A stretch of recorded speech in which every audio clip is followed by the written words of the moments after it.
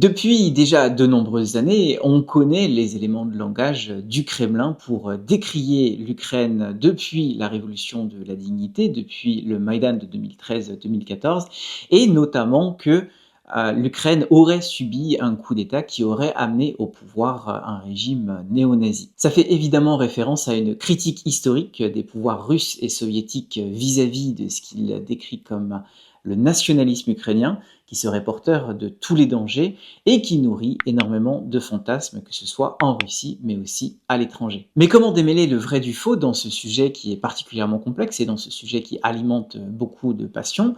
Et on l'a vu encore très récemment avec l'assassinat d'Andriy Paroubi, donc une figure très importante sur la scène politique ukrainienne ces 35 dernières années, engagé dans un nationalisme de construction de l'État-nation et ensuite engagé comme homme d'État pour la défense du pays face à l'agression russe à partir de 2014. Alors pour en parler aujourd'hui, je suis très content d'accueillir sur la chaîne Bertrand de Franqueville. Bonjour. Bonjour Sébastien. Alors Bertrand, vous êtes l'auteur d'une thèse qui s'appelle donc Aux marges du champ, divergence et recomposition des mouvements d'extrême droite et d'extrême gauche en Ukraine. Et c'est une thèse que vous venez tout juste de défendre à l'université d'Ottawa. Alors, comme première question, est-ce que vous pourriez nous présenter votre travail? Je pense qu'on pourrait commencer par là. Oui, bien sûr. Alors, l'objectif de ma thèse était de comprendre qu'est-ce qui pouvait distinguer l'extrême droite de l'extrême gauche dans le contexte spécifique ukrainien. Et c'est parti d'une interrogation initiale de cette surprésence, cette survisibilité de l'extrême droite, cette insistance notamment par des faits de propagande de la présence d'une extrême droite en Ukraine. Et puis je me suis dit, bon, s'il y a une extrême droite, alors peut-être qu'il y a une gauche. Parce que, voilà, raisonnement binaire classique du champ politique. Donc j'ai commencé à essayer de m'intéresser à la présence également de la gauche ukrainienne surtout de l'extrême gauche ukrainienne et surtout de la division et de la séparation entre les deux et qu'est-ce qui pouvait distinguer. Donc mon objectif durant toute ma thèse, ça a été de comprendre ces distinctions dans un premier temps, de voir comment ils s'opposaient, quels étaient les fondements même de leur opposition, et deuxièmement, donc quel est le poids du passé sur ces mouvements, comment ces mouvements se sont recomposés, se sont créés, même au moment de l'indépendance de l'Ukraine, et ensuite comment ces mouvements se sont recomposés à partir de la révolution de Maïdan, et puis du déclenchement de la guerre en 2014, et aujourd'hui de voir comment ces mouvements aussi se développent depuis 2022 et l'invasion à large échelle de la Russie. Et alors justement, donc si on part sur l'extrême droite, euh, comment est-ce que ces mouvements se sont recomposés? Donc on ne va pas remonter très long dans le temps dans le cadre de cette interview pour cette chaîne, mais au moins à partir de 2014. Et puis ensuite, évidemment, on parlera du moment du tournant de 2022. Oui, alors ce qui est intéressant à voir, c'est qu'au moment de la Révolution, ces mouvements qui avaient cette expérience, on va dire, de préparation un petit peu paramilitaire, cette expérience de l'affrontement radical, de l'affrontement violent, a pu utiliser leurs compétences, leur savoir, leur savoir-faire pour le mettre au profit déjà de l'engagement révolutionnaire, puis ensuite, avec la première phase d'invasion, on va dire, de la Russie, donc l'annexion de la Crimée et le déclenchement de l'invasion dans le Donbass, ils ont utilisé les capacités qu'ils avaient, donc leur connaissance de l'engagement militariste, un petit peu de l'engagement armé, leur connaissance de l'engagement dans la violence. Ils ont utilisé tous ces savoir-faire pour participer à la résistance face à l'invasion immédiate, à un moment où l'armée ukrainienne était beaucoup plus en difficulté pour répondre à ce genre d'événements. Sachant que ce ne sont pas que des mouvements d'extrême droite ou aussi d'extrême gauche qui se sont mobilisés pour défendre l'Ukraine en 2014. Oui, absolument. Ce qu'on remarque en 2014, c'est vraiment une grande diversité sociale de la révolution, de l'Euromaïdan, où il y a eu la présence de ces mouvements, mais en fait, à l'image de l'entièreté de la société ukrainienne, on va dire, en tout cas de la composition sociale de l'Euromaïdan, on remarque une diversité politique, même beaucoup utiliseraient peut-être même, je dirais, l'apolitisme comme discours. En tout cas, on a vu une grande diversité dans laquelle participaient également ces mouvements extrêmes parce que il y avait cette expérience, ce savoir-faire aussi initial de l'utilisation de la violence comme mode d'action politique. Donc, c'était pas une généralisation, on peut pas en faire un fait généralisable sur la composition politique de l'Euromaïdan, et de la révolution. Mais en revanche, voilà, ils étaient présents et ils ont aussi contribué à ça. Et quel genre de nationalisme, quel type de nationalisme portent ces groupes? Est-ce que c'est, extrême dans le sens, revanchard, dans le sens agressif, vis-à-vis d'autres? Ou est-ce que c'est encore un autre type de, nationalisme que portent ces groupes, donc qui sont caractéristiques de l'Ukraine indépendante? Alors, il y a une double dimension. Il y a évidemment la méfiance historique envers la Russie et la présence de la Russie à l'intérieur de l'Ukraine et les enjeux donc comment on va dire, d'influence russe. Donc, il y a cette idée de la cinquième colonne, de cette libération du joug russe qui est lié à tout le passé et tout le poids du passé. Euh, et d'un autre côté, il y a aussi quand même des formes de nationalisme telles qu'on peut le connaître plus dans des contextes occidentaux, qui sont des formes de nationalisme parfois racistes, virulentes, etc., agressifs aussi à l'encontre de leurs opposants politiques. Donc il y a quand même cette dualité, mais voilà, c'est comme ça que ça pouvait être visible dans l'expression, en tout cas. Il y avait ce discours-là. Alors, ce qui est aussi intéressant et ce qu'il faut faire attention, et je pense que ça peut être intéressant de le préciser.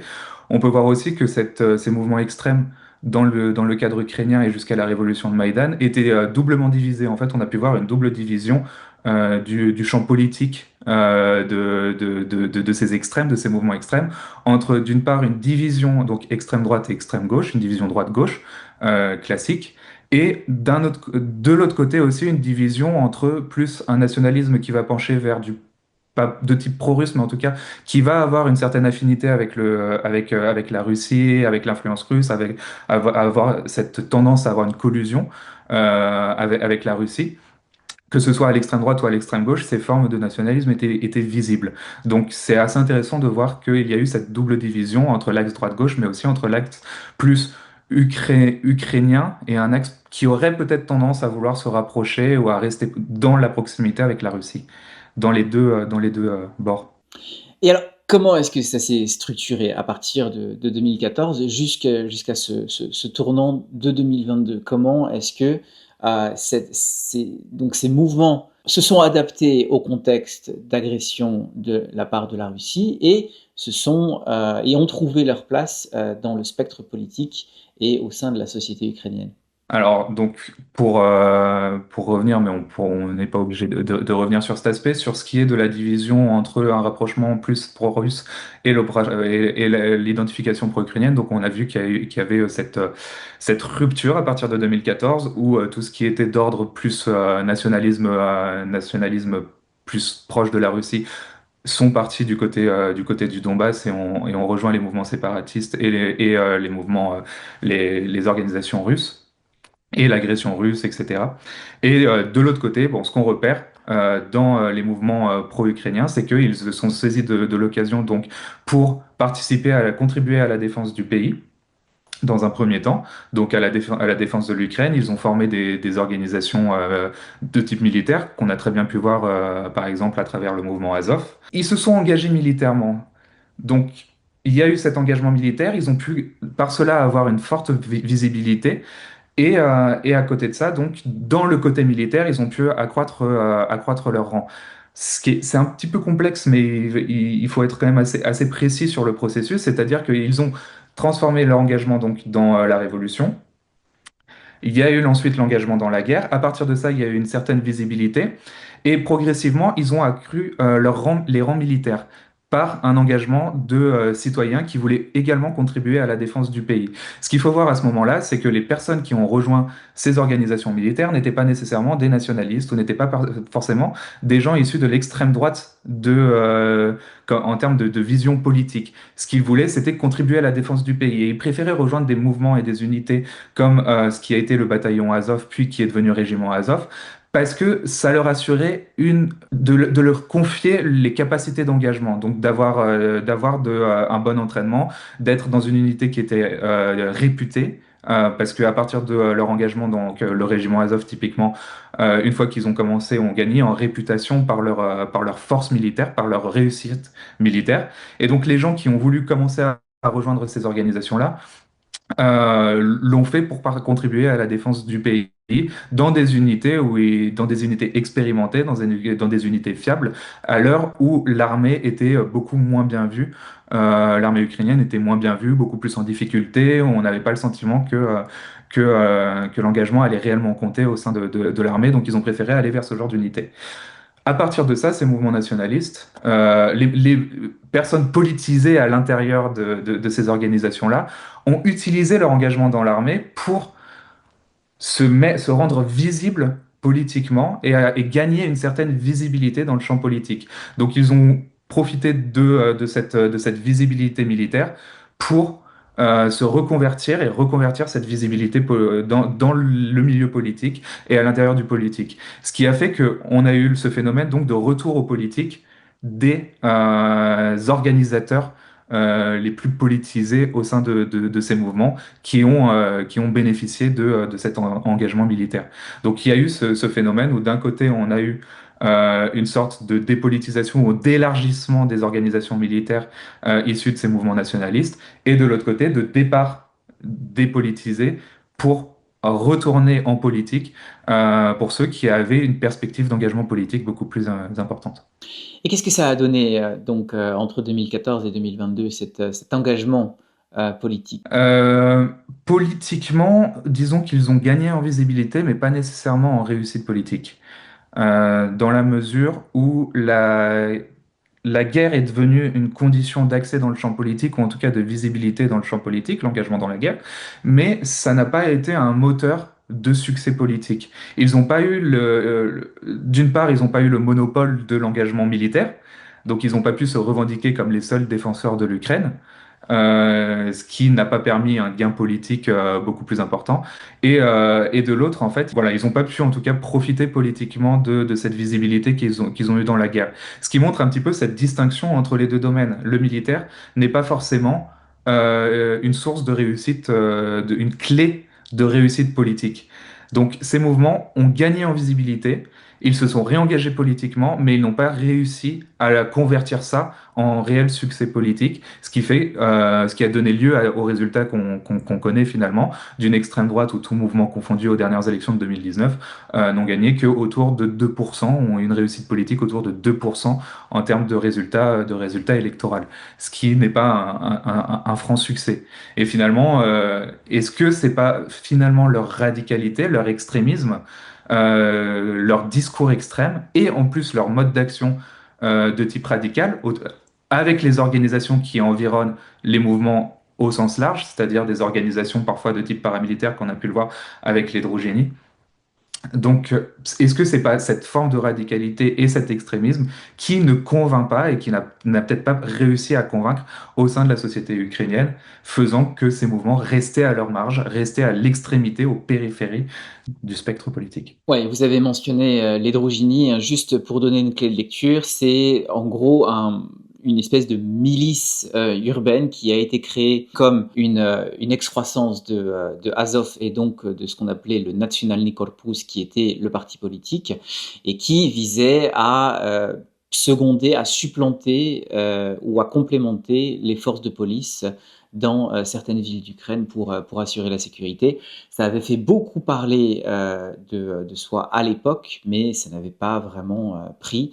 Et au bout de quelques mois, cette initiative d'Hydrogynie n'était plus vraiment viable. Ça nous amène justement à cette question de l'acceptation à la fois de ces mouvements d'extrême droite avec leur engagement militaire et leur pratique d'une certaine radicalité, mais aussi des idées nationalistes au sein de la population. Et quand on parle du faible score des partis nationalistes aux élections, on peut avoir l'impression que finalement ces idées sont rejetées en bloc par la population et les mouvements qui les incarnent. Mais on a assisté quand même ces dernières années à une espèce de diffusion un peu hybride de ces thèses nationalistes. Par exemple, on peut citer le slogan Gloire à l'Ukraine, gloire à ses héros, ou l'acceptation du drapeau rouge et noir. Alors comment expliquer cette différence entre l'acceptation de certains symboles et de certains codes de ce nationalisme historique ukrainien et la faible place de ces mouvements dans l'espace politique. Je pense que justement, ce qui est important de distinguer, c'est cette dualité entre tout ce qui est de l'ordre de la résistance militaire, de la résistance nationale face à une invasion, face à une agression, et tout ce qui est de l'ordre de l'application politique et donc de tout ce qui est de l'idéologie, de la croyance politique et de la volonté politique. Donc, d'un côté, on a effectivement cette réappropriation de symboles nationalistes qui date de la Seconde Guerre mondiale, notamment autour de l'image de Stepan Bandera. On a cette forme de diffusion et de réappropriation symbolique en fait d'une résistance et de la résistance face à une agression extérieure qui vient de l'Est, qui vient de la Russie.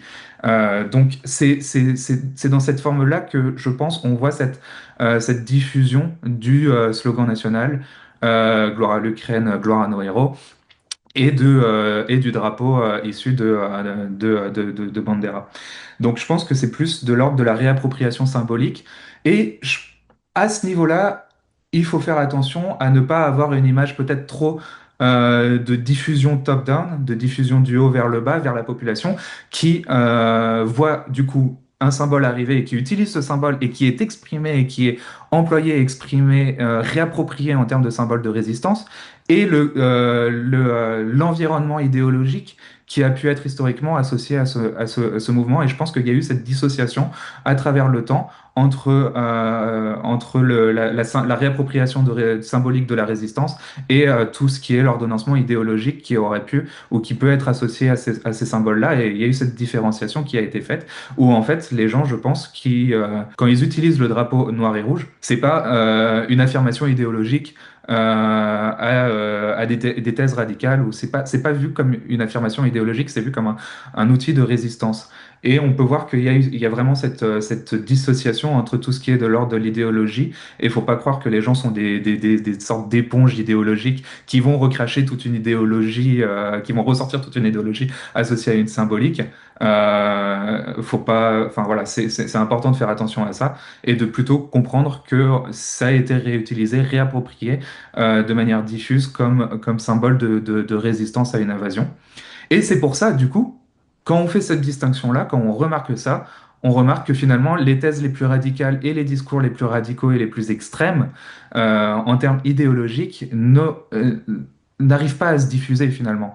Il n'y a pas une sorte de porosité de ces discours-là, parce qu'il y a cette dissociation finalement qui s'est faite à travers le temps, entre voilà, tout ce qui peut aider à la résistance nationale, et tout ce qui aide à la construction politique de l'avenir de l'Ukraine, de l'Ukraine et de son avenir. Donc c'est pour ça, je pense que c'est là où il faut voir la différenciation. Mais Bertrand, ce à quoi on a assisté quand même entre 2014 et 2022, c'est quand même la pratique d'une certaine radicalité de la part de ces groupes.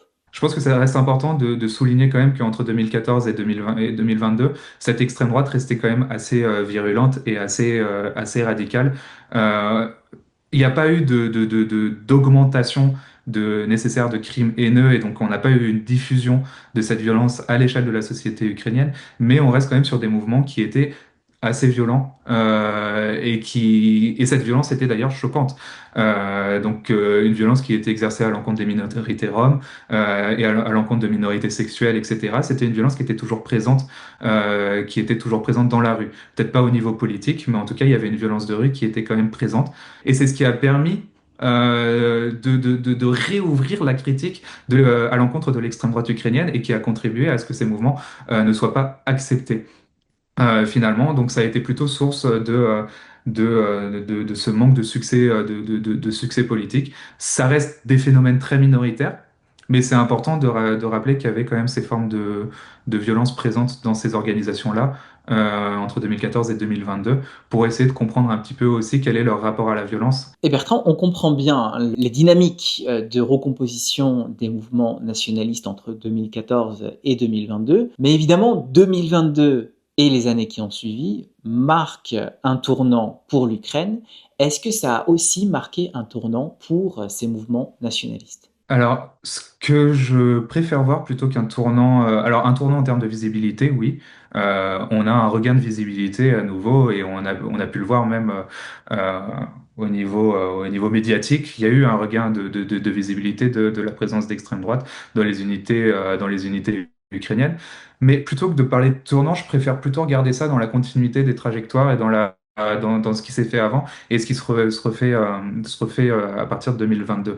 Ce qui est intéressant de voir, c'est que finalement, toutes les personnes qui ont quitté les unités militaires, donc tous les vétérans qui ont quitté les unités militaires comme le régiment Azov, et qui sont partis en politique, et c'est le cas typiquement d'Andrei Bilecki, qui est le leader du Nationalny Korpus et qui est devenu le leader de ce qui plus tard est devenu la troisième brigade, pour la petite aparté de qui est Bilecki. Ce qu'on a pu voir finalement, c'est que ces engagés politiques, et ce qui est parfaitement cohérent avec leur discours, se sont réengagés militairement parce qu'il fallait répondre à l'urgence de l'invasion. C'est des personnes qui étaient compétentes, qui avaient un savoir-faire militaire avéré, par leur expérience. Et du coup, qu'est-ce qui s'est passé au niveau du déclenchement de l'invasion à large échelle?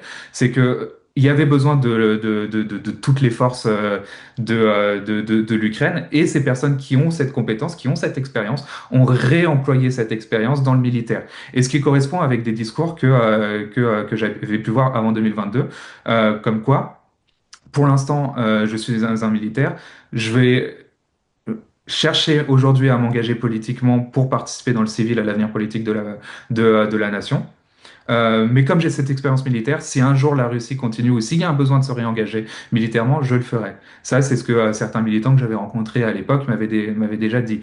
Donc, c'est pas étonnant de voir que des personnes qui étaient engagées militairement et qui ont cette expérience du combat se sont réengagées en 2022 pour participer à la défense. On a pu voir à ce moment-là donc des groupes comme issus du corps national, comme, euh, comme à Kiev, ces groupements-là.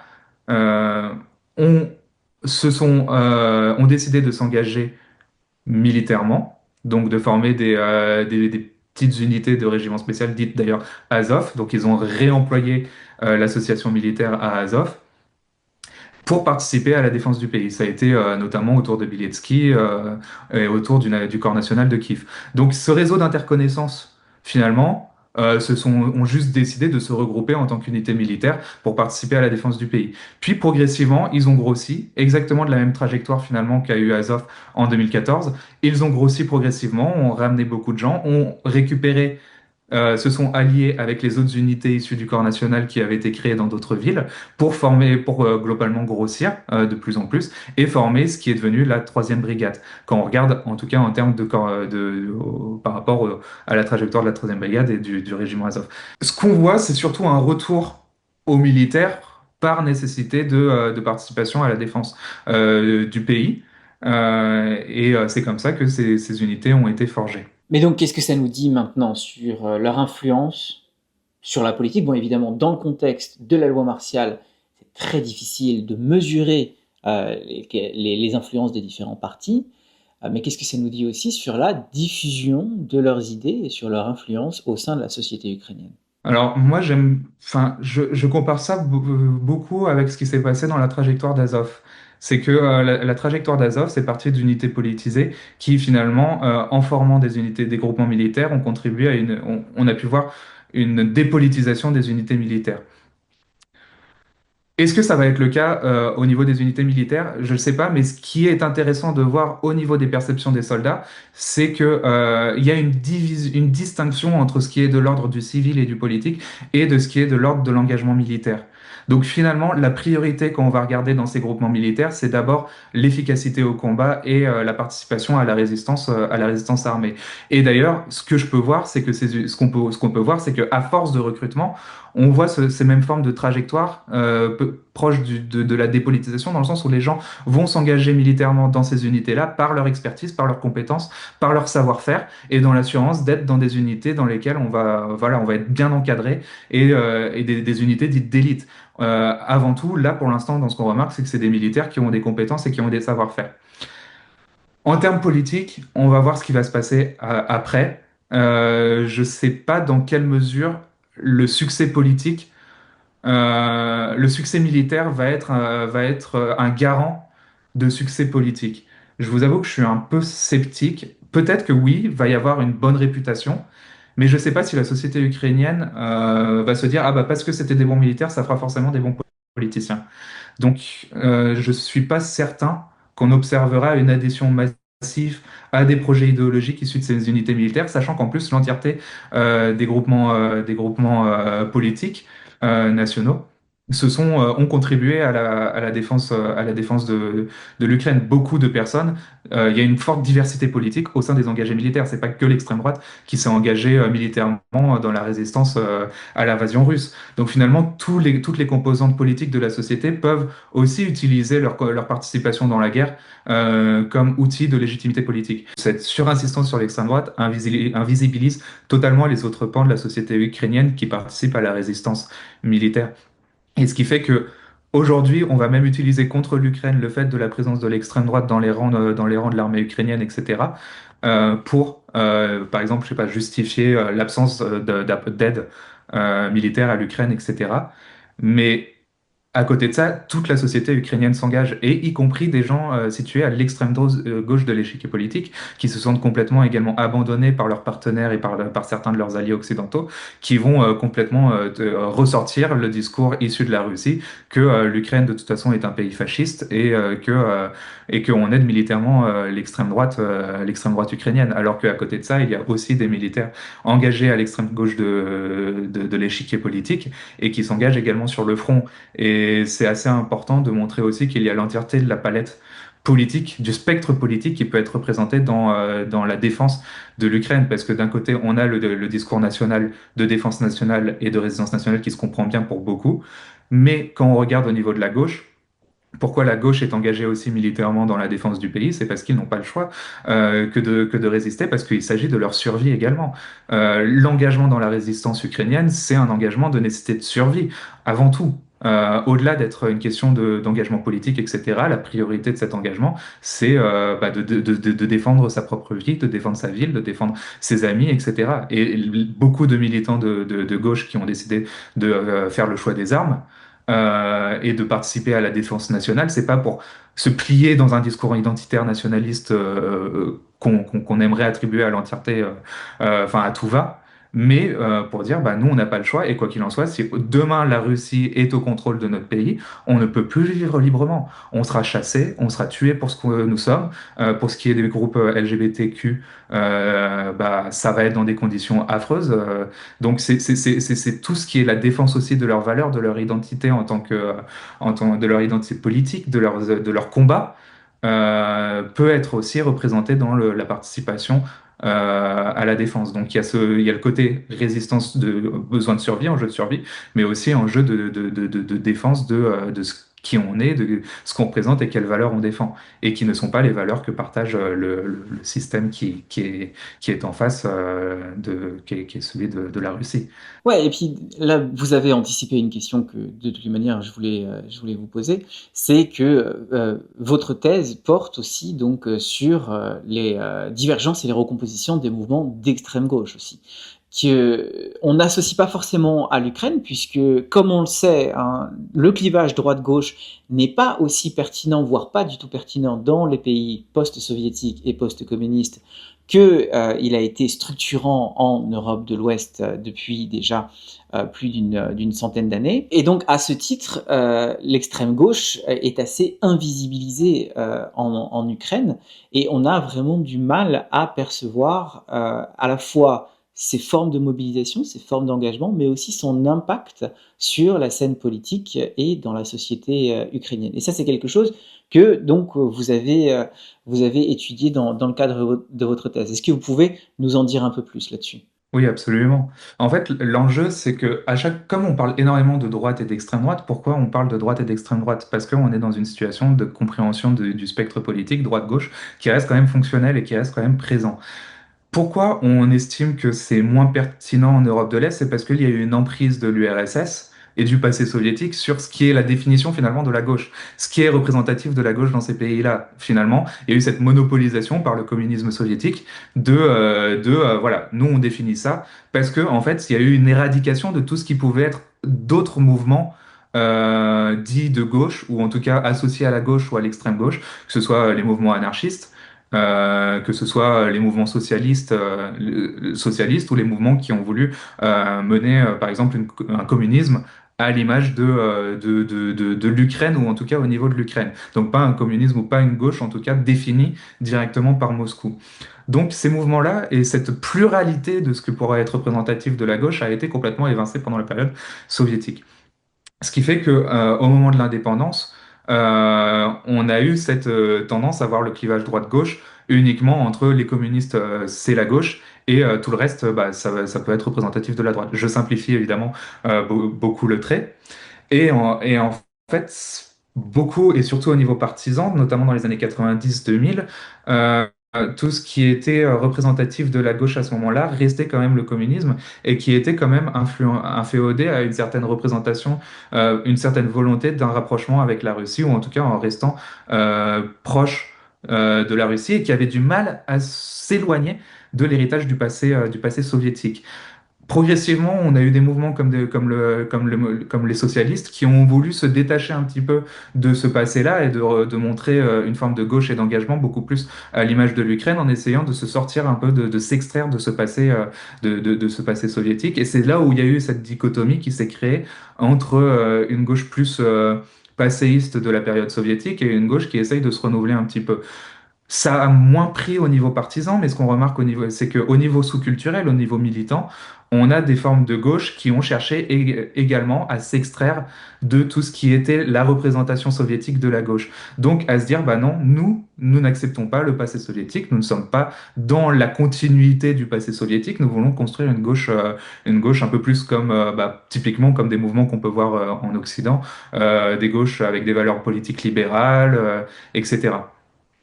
Et donc ces mouvements ont commencé à se développer au niveau sous-culturel, que ce soit aussi le retour de mouvements anarchistes, des mouvements antifascistes, etc. Et qui ont vraiment eu cette volonté de s'éloigner de ce passé et de revendiquer ce passé. Donc ce qui est la difficulté de la visibilité de la gauche, en fait, c'est le poids du passé soviétique qu'il y a eu sur ces mouvements. Mais ça ne veut pas pour autant dire que ça a complètement annihilé. Et en fait, ces organisations-là ont essayé de se ressortir de ressortir en apportant des valeurs sociales, en apportant des mobilisations qui sont des mobilisations propres à l'Ukraine, avec des attentes propres à l'Ukraine. Mais effectivement, on peut voir que, encore une fois, du fait du poids du passé, ils ont eu beaucoup plus de mal à s'affirmer dans le spectre politique. Oui, ça reste extrêmement marginal, hein, que ce soit dans le spectre politique, que ce soit dans les résultats des élections, mais aussi dans les mobilisations collectives. Oui, alors, marginal, oui, mais il y a quand même cette présence. Euh, Pendant les années 2000, il y avait quand même de fortes mobilisations étudiantes qui se revendiquaient quand même de progressistes, avec des valeurs sociales, etc. Il y a eu une espèce de climax des mobilisations étudiantes avec des valeurs relativement portées à gauche. Mais c'est toujours un petit peu, faut toujours être prudent dans ces mobilisations-là quand il y a la revendication de on est de gauche. Et il y a toujours un petit peu cette difficulté d'affirmation de l'identité de gauche du fait de ce passé-là, ce qui fait que souvent on a du mal à lire ces mobilisations uniquement comme des mobilisations, enfin, sous le spectre droite-gauche. Mais c'est pas pour autant que les valeurs qui y sont associées ou que derrière au niveau militant, il n'y a pas ces revendications de on est de gauche parce qu'on défend des valeurs sociales, par exemple. Après, ça a été beaucoup plus difficile après 2014 parce qu'il y a eu la révolution de Maïdan et que les mouvements de gauche ont eu du mal à s'affirmer dans la révolution de Maïdan pour diverses raisons, notamment de larges divisions internes qui ont complètement scindé les organisations de gauche au moment de la révolution. Et donc, ça a contribué à fortement désorganiser ces structures et à créer des formes de quasi-extinction des mobilisations sociales de gauche, en tout cas des mouvements sociaux au niveau sous-culturel de gauche entre, on va dire, 2014 et 2017, peut-être, à peu près. Du coup, donc, on a pu observer un renouvellement à partir de 2017, 2018, en tout cas progressivement. Ce qui a été remarqué, c'est que il y a eu une résistance. Parce que comme la droite et l'extrême droite étaient de retour dans la rue, étaient de retour politiquement, il y a eu beaucoup d'agressions de groupes identitaires, de gauche, de groupes de minorités sexuelles, minorités ethniques. Il y a eu un renouvellement et en tout cas un retour de certaines agressions. Là, on parle sur des cas très marginaux, mais il y a eu ce retour-là. Et donc, face à ces agressions, les militants issus de la gauche ou d'autres organisations sociales d'activisme de rue, ont décidé de s'unir, de se réorganiser, de réouvrir les réseaux existants et qui étaient en sommeil pour participer à la lutte contre ces agressions. Progressivement, ce renforcement des réseaux a atteint un petit peu ces formes, des formes assez intéressantes d'organisation jusqu'en 2021 où il y a eu une résistance organisée, notamment dans certains quartiers, ouais, comme on peut le voir à Podil, qui est un quartier de Kiev, où il y a eu cet activisme de rue qui s'est ressoudé pour résister aux agressions issues de l'extrême droite du spectre politique. Et donc ça a pu permettre une sorte, des formes de réorganisation, de réouverture des réseaux. Au niveau sous-culturel. C'est sûr, c'est certain qu'on ne parle pas du tout d'un niveau partisan et d'une organisation partisane, mais voilà, on a eu donc cette réouverture des réseaux, cette réorganisation pour venir résister aux agressions. Et ce qui s'est fait finalement à la veille de l'invasion à large échelle, c'est qu'il y avait cette connaissance et cette certitude que la Russie allait de nouveau agresser et mener cette invasion plus large. Et les militants qui s'étaient donc réorganisés, qui avaient réouvert leur réseau, se sont dit, bah, du coup, on va utiliser ces réseaux déjà ouverts pour préparer l'éventualité de cette invasion et donc pour se préparer et s'organiser collectivement pour résister. Et finalement, ce qui a peut-être été un peu implicite ou même très explicite, j'en sais rien, dans la réflexion, c'était que là où la gauche, au niveau organisationnel, a perdu le tournant, a manqué le tournant de l'engagement dans la défense de l'Ukraine en 2014, là, ils se sont dit, bah, à partir de 2022, non, c'est trop important, il faut qu'on s'organise aussi, et il faut qu'on soit présent et qu'on montre qu'on est présent. Merci beaucoup, Bertrand de Franqueville, pour cette conversation. Merci beaucoup, Sébastien. Et merci à tous d'avoir regardé cette vidéo jusqu'au bout. Je file et je vous retrouve très vite.